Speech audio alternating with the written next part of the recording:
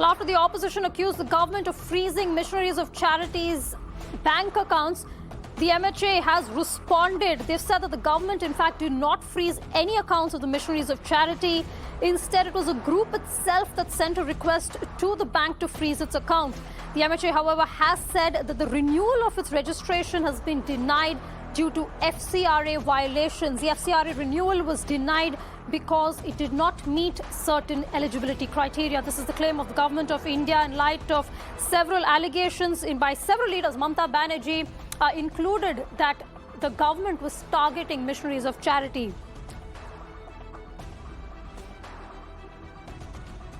Well, Mirana's editor, Nikunj Garg, joins us for more. Nikunj, first of all, just tell us what the defense of the MHA is in light of the mounting criticism from several opposition leaders that they're targeting missionaries of charity.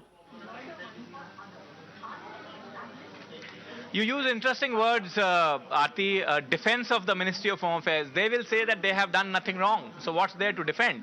And that's what the tonality of their statement is. They are saying that while we noticed we got some adverse input against the missionaries of charities and we revoked their Foreign Contribution Regulatory Act license, which the Ministry of Home Affairs is custodian of. FCRA is an act that the Ministry of Home Affairs directly operates and is the custodian of from the union government side. We did not at no stage debar them from receiving the funds or told the State Bank of India, which now maintains exclusive accounts of NGOs for receiving foreign funding under the new Modi government guidelines, to freeze that account. So there are facts and then there are wheels within the facts. There is obviously nitpicking going on from both sides. Ministry says missionaries of charities itself wrote to the State Bank of India that freeze our account, overlooking the fact, of course, that the ministry debarred them from receiving the funds by cancelling their FCRA license, and hence there was hardly any requirement for the missionaries of charity to maintain the foreign funding account, on which it appears to me Ms. Mamata Banerjee, West Bengal Chief Minister, and later Congress's Member of Parliament, Mr. Shashi Tharoor, both piled on. So quite clearly, there's an interesting defense, as you say, coming from the Ministry of Home Affairs. The facts obviously are arrayed in a manner in which one can view them from the prism that they wish to. The fact remains the Ministry of Home Affairs did cancel the license, FCRA license of the missionaries of charities, thereby disabling them from receiving any foreign funding.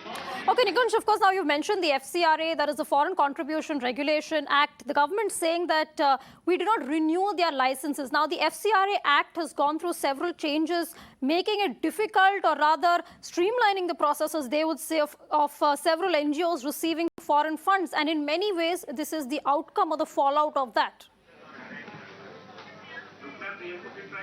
Well, absolutely, absolutely. The scrutiny that the non-governmental organizations or the civil society groups have undergone under the new Modi regime, particularly in the last 2 years, has certainly intensified.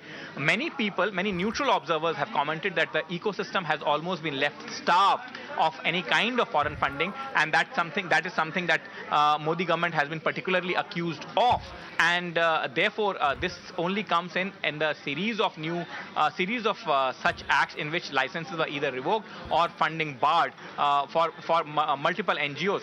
Government, of course, quite clearly maintains that the fact remains that thousands of crores of rupees come into the country through foreign funding to the non-governmental organizations, and unless they are properly regulated, what's the purpose of the Foreign Contribution Regulation Act? And government is only implementing the act in letter and spirit.